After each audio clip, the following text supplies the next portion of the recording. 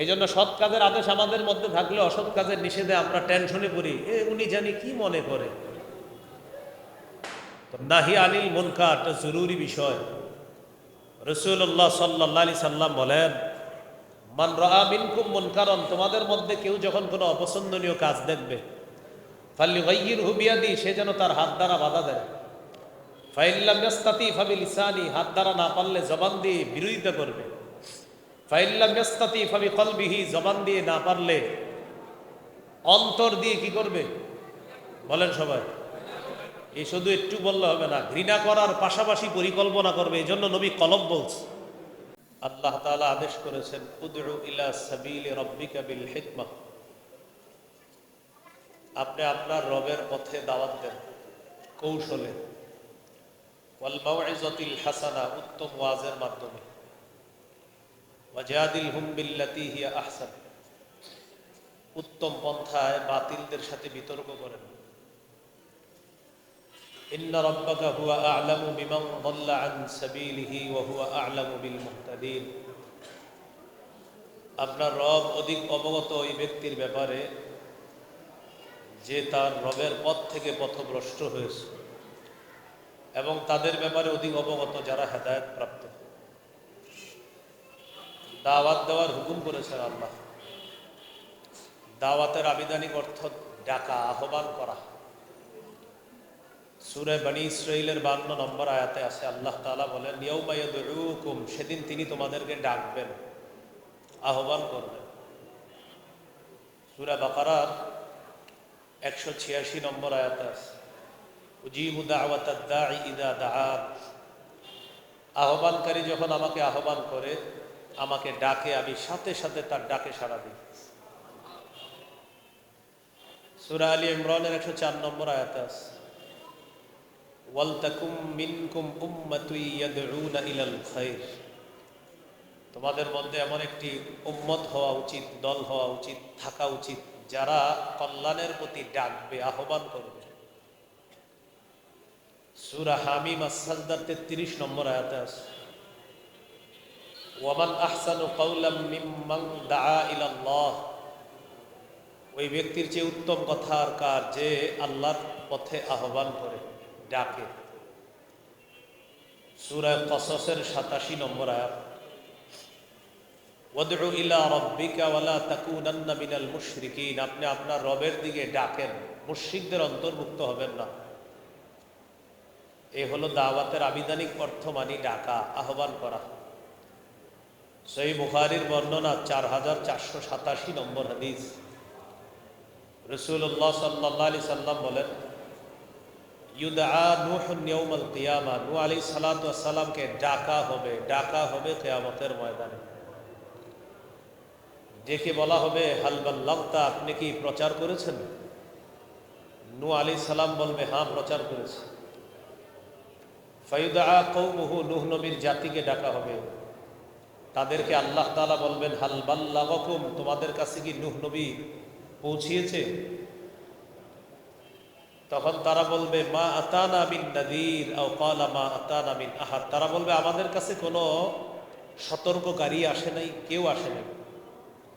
নূহ নবী বললেন, আমি দাওয়াত দিয়েছি। তারা বলবে, আমাদের কাছে কেউ আসে নাই। আল্লাহ তাআলা নূহ নবীকে বলবেন, মান ইয়াশহাদু লাকা, আপনার সাক্ষী আছে, কে সাক্ষী দিবে?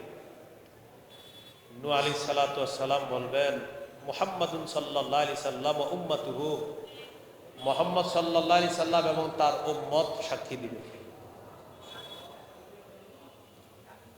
এই হাদিস থেকে জানলাম দাওয়াত মানে ডাকা, আহ্বান করা।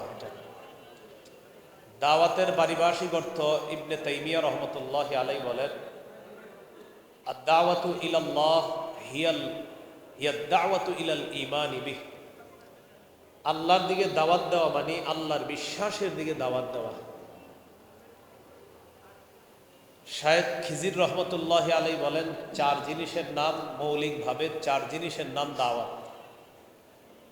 হাসসুন নাসি আলাল খাইরি ওয়াল হুদা ওয়াল আমরি বিল মারুফ ওয়ান নাহyi আনিল মুনকার, মানুষকে কল্যাণের প্রতি উৎসাহিত করা, হেদায়েতের প্রতি উৎসাহিত করা, সৎ কাজের আদেশের প্রতি উৎসাহিত করা, অসৎ কাজের নিষেধের প্রতি উৎসাহিত করা, এটার নাম দাওয়াত। দাওয়াতের ধারাক্রম সূরা আ'রাফের ৬৫ নম্বর আয়াতে আল্লাহ বলেন, ওয়া ইলা আদিন আখাহুম হুদা ফাকালা ইয়া কওমি ইবুদুল্লাহ মা লাকুম মিন ইলাহিন গায়রু। আদ জাতির নিকট তাদের ভাই হুদ নবীকে পাঠাইলাম, তিনি তাদেরকে দাওয়াত দিলেন, হে আমার সম্প্রদায়, আল্লাহর ইবাদত করো, তিনি ছাড়া ইলাহ নাই। সূরা আ'রাফের ৭৩ নম্বর আয়াত। ওয়া ইলা সামুদ আখাহুম সালিহা, সামুদ জাতির নিকট তাদের ভাই সালেহ নবীকে পাঠাইলাম, তিনি দাওয়াত দিলেন, ইয়া কওমি ইবুদুল্লাহ মা লাকুম মিন ইলাহিন গায়রু, হে আমার সম্প্রদায়, এক আল্লাহর ইবাদত করো, তিনি ছাড়া ইলাহ নাই। সূরা আ'রাফের ৮৫ নম্বর আয়াতে আছে আল্লাহ তাআলা বলেন, ওয়া ইলা মাদিয়ানা আখাহুম শুআইবা, মাদিয়ানবাসীর নিকট শুআইব নবীকে পাঠাইলাম, তিনিও বললেন, ইয়া কওমি ইবুদুল্লাহ, হে আমার সম্প্রদায়, আল্লাহর ইবাদত করো। এগুলা দাওয়াত। ধারাবাহিকতা আসতে আসতে মুহাম্মদ সাল্লাল্লাহু আলাইহি সাল্লাম পর্যন্ত এসেছেন। সূরা মাঈদার ৬৭ নম্বর আয়াতে আল্লাহ তাআলা বলেন, ইয়া আইয়ুহার রাসূলু বাল্লিগ মা উনজিলা ইলাইকা মির রাব্বিক, হে রাসূল সাল্লাল্লাহু আলাইহি সাল্লাম, আপনি প্রচার করেন যা আপনার প্রতি অবতীর্ণ করা হয়েছে, নাজিল করা হয়েছে, তা আপনি প্রচার করেন। রাসূলুল্লাহ সাল্লাল্লাহু আলাইহি সাল্লাম প্রচার করা শুরু করলেন গোপনে। ২.৫-৩ বছর গোপনে দাওয়াত দেওয়ার পর সূরা শুআরার এক আয়াত আল্লাহ নাজিল করলেন, ওয়া আনদির আশিরাতাকাল আকরাবিন, আপনি আপনার নিকটাত্মীয়দেরকে ভয় দেখান, সতর্ক করেন। সহিহ বুখারীর বর্ণনা ৪৭৭০ নম্বর হাদিস। রাসূলুল্লাহ সাল্লাল্লাহু আলাইহি সাল্লাম সাফা পাহাড়ের উপরে উঠলেন। সাইদা রাসূলুল্লাহ সাল্লাল্লাহু আলাইহি সাল্লাম আলা সাফা ফাজআলা ইউনাদি ইয়া বনি ফিহর ইয়া বনি আদি লিবতুনি মিন কুরাইশ। কুরাইশের বিভিন্ন গোত্রের নাম ধরে ধরে নবী ডাকলেন। সবাই পাহাড়ের সামনে উপস্থিত হতে লাগলো। ফাজআলা আর-রাজুলু ইযা লাম ইয়াস্তাতি আন ইয়াখরুজা আরসালা রাসূলান লিয়ানজুরা মা হুয়া। যে ব্যক্তি আসতে পারলো না, ওই ব্যক্তি আরেকজনকে পাঠায় দিছে, যাও তো মুহাম্মদ কি বলে একটু শুনে আসো। এইভাবে মানুষ আসলো। ফাজা আবু লাহাব ওয়া কুরাইশ, আবু লাহাব আসছে, কুরাইশরাও আসছে। রাসূলুল্লাহ সাল্লাল্লাহু আলাইহি সাল্লাম পাহাড়ের উপর থেকে বললেন, আরাআইতাকুম লাউ আখবারতুকুম আন্না খায়লান বিল ওয়াদি তুরিদু আন তুগীরা আলাইকুম আকুনতুম মুসাদ্দিকিয়া ক্বালু না'আম মা জাররাবনা আলাইকা ইল্লা সিদকা। রাসূলুল্লাহ সাল্লাল্লাহু আলাইহি সাল্লাম বললেন, আচ্ছা আমি যদি তোমাদেরকে বলি এই পাহাড়ের পিছনে একদল শত্রু সেনা অপেক্ষা করছে, যারা তোমাদের উপর অতর্কিত হামলা চালাবে, তোমরা কি আমার কথা বিশ্বাস করবা? সবাই বলল, অবশ্যই। আমরা অনেক যাচাই করেছি, জীবনে তোমাকে সত্য ছাড়া মিথ্যাবাদী হিসাবে কল্পনাও করি নাই। তুমি মিথ্যা বলতে পারো না, এটা হতেই পারে না, তুমি সবসময় সত্য কথাই বলো। রাসূলুল্লাহ সাল্লাল্লাহু আলাইহি সাল্লাম তখন বললেন, ইন্নী নাযীরুল লাকুম বাইনা ইয়াদাই আযাবিন শাদীদ, আমি তোমাদেরকে ভয়ঙ্কর কঠিন আযাবের ভয় দেখাই, শাস্তির ভয় দেখাই। এক আল্লাহকে আল্লাহ মানো, আল্লাহর সাথে কোনো শিরিক করবা না, লাত উজ্জাত মানাত এগুলো শিরিক করা যাবে না। আল্লাহকে আল্লাহ না মানলে কঠিন আযাব আসবে তোমাদের উপর। আবু লাহাব বলল, তাব্বাল্লাকা সাইরুল ইয়াউম আলিহাদা জামাতানা, মুহাম্মদ তুমি কি আমাদেরকে এই কারণে একত্রিত করেছো? তোমার পুরাটা দিন ধ্বংস হোক, নাউজুবিল্লাহ। তখন আল্লাহ তাআলা আয়াত নাজিল করলেন, তাব্বাত ইয়াদা আবি লাহাবি ওয়া তাব, আবু লাহাবের দুই হাত ধ্বংস হোক, ওয়াতাব সে নিজেও ধ্বংস হোক, ডাবল তাব, ডাবল ধ্বংস। আবু লাহাবের দুই হাত ধ্বংস হোক, সে নিজেও ধ্বংস হোক। প্রকাশ্যে কাজ শুরু করলেন। তো আমাদের নবীজি সাল্লাল্লাহু আলাইহি সাল্লাম দাওয়াতের কাজ করতেছেন। আমাদের নবী শেষ নবী, তারপরে আর কোনো নবী হবে না, আসবে না, না হবে না, বলেন সবাই বলেন, আমাদের পরে আর কোনো নবী আসবে না, বলবেন না, বলবেন হবে না। নবীজি কোথাও বলেন নাই লা ইয়াজিউ, বলছে লা ইয়াকুনু, লা ইয়াকুনু নাবিয়্যুন বাদি, আমার পরে নবী হবে না। কারণ আমাদের নবী প্রজ্ঞাপূর্ণ কথা এই জন্য বলেছেন, একদল বাটপার দুনিয়াতে আসবে, যারা আসবে না এই শব্দ দিয়ে ধোঁকা দিবে জাতিকে। যেমন সূরা আহজাবের 40 নম্বর আয়াতে আছে, মা কানা মুহাম্মাদুন আবা আহাদিম মিন রিজালিকুম ওয়ালাকিন রাসূলুল্লাহ ওয়া খাতামান নাবিয়্যিন। মুহাম্মদ সাল্লাল্লাহু আলাইহি সাল্লাম তোমাদের সাবালক পুরুষের পিতা নন, তিনি আল্লাহর রাসূল, তিনি শেষ নবী। আমাদের দেশে একদল মানুষের মসজিদের সামনে, অফিসের সামনে দেখবেন লেখা আছে লা ইলাহা ইল্লাল্লাহু মুহাম্মাদুর রাসূলুল্লাহ। তাদের কালিমা তো ঠিক আছে, কালিমা ঠিক থাকার পরেও তাদের ব্যাপারে ওলামায়ে কেরাম সবাই একমত তারা কাফের। তা আপনিও টেনশনে পড়ে যাবেন, আরে কালিমা তো ঠিক, তাদের কি হুজুররা এত কাফের বলে কেন? তখন এই আয়াতের অনুবাদ করতে বলবেন। এই যে সূরা আহজাবের 40 নম্বর আয়াতের অনুবাদে খাতামান নাবিয়্যিন অংশে যখন যাবে, তখন আপনার হাতটা ধরে বলবে একটু ভিতরে আসেন, চা খাওয়াই, বিস্কুট খাওয়াই, কথা আছে। আপনি বলবেন কোনো কথা নাই। খাতামান নাবিয়্যিন অর্থ মুহাম্মদ সাল্লাল্লাহু আলাইহি সাল্লাম শেষ নবী। ইমাম গাজালি বলেছেন এইখানে ব্যাখ্যার সুযোগ নাই, মুহাম্মদ সাল্লাল্লাহু আলাইহি সাল্লামের পরে আর কোনো নবী নেই, এখানে কোনো ব্যাখ্যা করা যাবে না। তখন এরা আপনারে ব্যাখ্যা করে বুঝাবে ঈসা নবী যেই অর্থে দুনিয়াতে আসবে সেই অর্থে আমাদের গুরুদাসপুরের অমুকেও দুনিয়াতে এসেছে, নাউজুবিল্লাহ বলেন। তো ঈসা নবী আসবে, বলেন ঈসা নবী, কিন্তু নবী হবে না। ঈসা নবী নবী হবে না নতুন করে, ঈসা নবী আমাদের নবীর আগে নবী হয়ে গিয়েছে। ঈসা নবী দুনিয়াতে আসবে মৃত্যুবরণ করার জন্য। ঈসা নবী না, সব নবী আসলে সমস্যা কি আপনার? আসুক, সব নবী আমাদের নবীর আগে নবী হয়েছেন, আমাদের নবীর পরে আর নবী হয় নাই, নতুন করে নবী হবে না। এই আকীদা যে না রাখবে সে কাফের, যারা অনুসরণ করবে তারা কাফের। মুসলমান রূপী কোনো মুনাফিক যদি তাদেরকে সমর্থন করে তারাও কাফের। তাহলে বলেন আমাদের পরে আর নবী হবে না, হবে না, বারবার এটা মুখস্থ করে ফেলবেন, হবে না। সহিহ বুখারীর বর্ণনা 3535 নম্বর হাদিস, রাসূলুল্লাহ সাল্লাল্লাহু আলাইহি সাল্লাম বলেন, ইন্না মাসালি ওয়া মাসালাল আমবিয়া মিন ক্বাবলি কামাসালি রাজুলিন বানা বাইতান ফাআহসানাহু ওয়া আজমালাহু ইল্লা মাওদিআ লাবিনাতিন ফি জাবিয়া। আমার দৃষ্টান্ত আর আমার পূর্ববর্তী নবীদের দৃষ্টান্ত এমন এক ব্যক্তির মতো, যে ব্যক্তি একটি ঘর বানিয়েছে, ঘরটি সুন্দরভাবে সাজিয়েছে, তবে ঘরের কোনো একটা ইটের জায়গা ফাঁকা। নবীজি সাল্লাল্লাহু আলাইহি সাল্লাম বলেন, ফাজাআলান নাসু ইয়াতুফুনা বিহি ওয়া ইয়াজাবুনা লাহু ওয়া ইয়াকুলুনা হাল্লা উদিআত হাদিহিল লাবিনা। মানুষ এই ঘরের চারপাশে ঘুরতে থাকে আর আশ্চর্য হয় ঘরের কোনা একটা ইট কেন স্থাপন করা হলো না। নবীজি বলেন, শোনো, আদম থেকে ঈসা নবী পর্যন্ত নবুয়তের ঘর আল্লাহ সাজিয়েছেন, একটা ইটের জায়গা ফাঁকা, মানি আনাল লাবিনা, আমি সেই ইট। আমার মাধ্যমে আল্লাহ তাআলা ওই ইটের জায়গার শূন্যস্থানটা পূরণ করে নবুয়তের ঘরের সৌন্দর্যের সমাপ্ত আল্লাহ করে দিয়েছেন। আনা খাতামুন নাবিয়্যিন, আমি শেষ নবী, লা নাবিয়্যা বাদি, আমার পরে নবী হবে না। তো এখন নবীজির পরে নবী হবে না, এই জন্য নবীজির কাজ কে করবে? দাওয়াতের কাজ।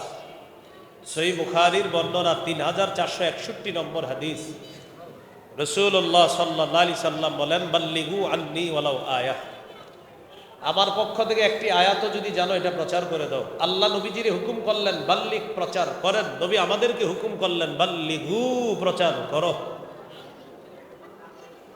আমাদেরকে দায়িত্ব দিয়ে দিলেন। এখন আমাদেরকে এই দায়িত্ব রাসূল সাল্লাল্লাহু আলাইহি সাল্লাম দিলেন, এখন এটা আমাদের করতে হবে। এই কাজ আমাদের করতে গিয়ে আমাদেরকে আল্লাহ নির্বাচন করেছেন কেন? কারণ আমরা শ্রেষ্ঠ উম্মত।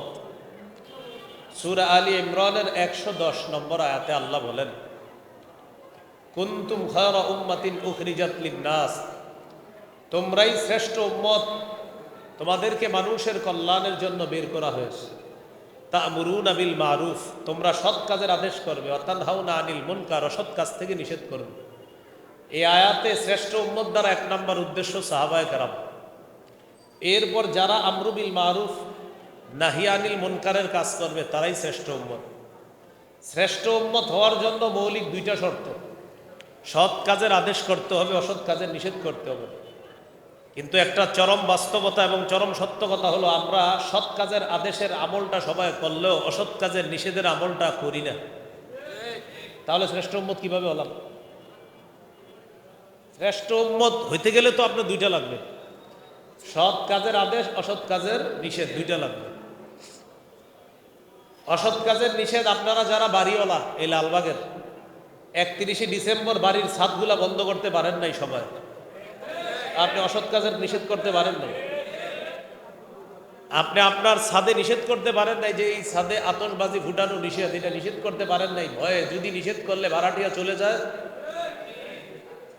এই জন্য আপনি শ্রেষ্ঠ উম্মত বলে নিজের গর্বিত পরিচয় দিয়েন না, যে গর্ব করে বলবেন আমি শ্রেষ্ঠ উম্মত। না, আপনি দ্বিতীয়টা তো আপনার মধ্যে নাই, আপনি শ্রেষ্ঠ উম্মত কিভাবে হলেন?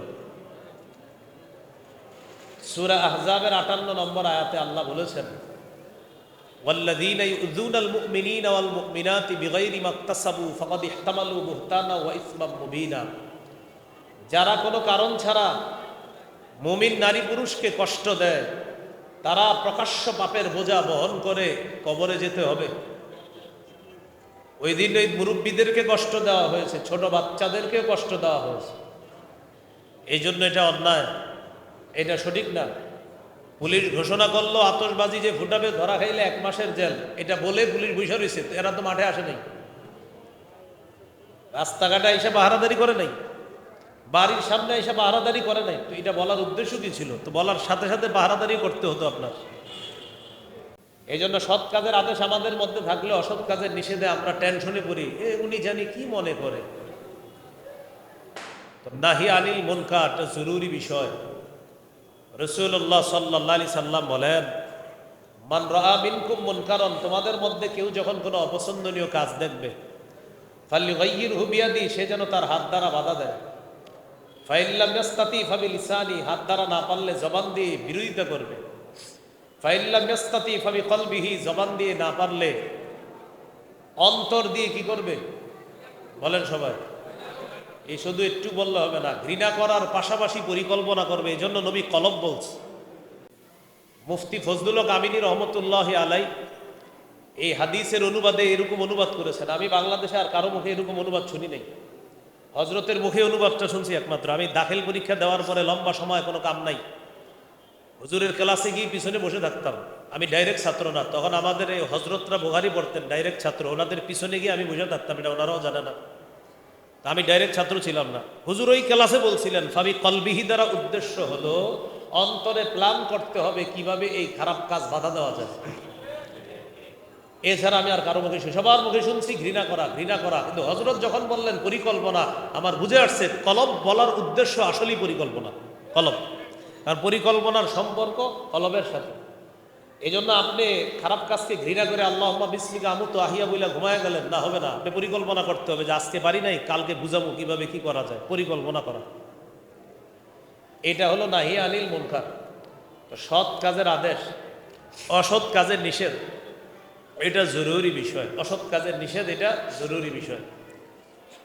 আমাদের বাংলাদেশে 90% বেশি মুসলমান, এটা আমরা সংখ্যা মাত্র দাবি করি।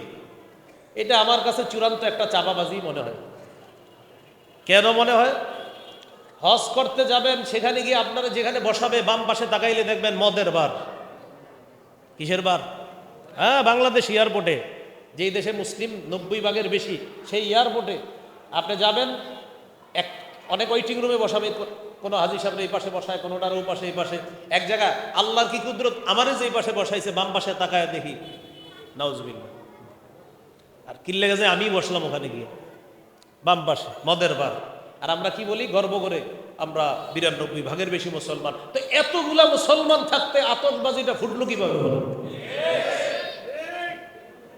পুরা লালবাগ মিলে আপনারা কেন মিছিল করলেন না? পুরা লালবাগ কেন আপনারা নামলেন না? কারণ চিন্তা করছেন এই যা যা যা মন চায় করুক, শ্রেষ্ঠ উম্মত হওয়া এটা মোয়ানা হয়ে বললেন আর হয়ে গেল শ্রেষ্ঠ উম্মত।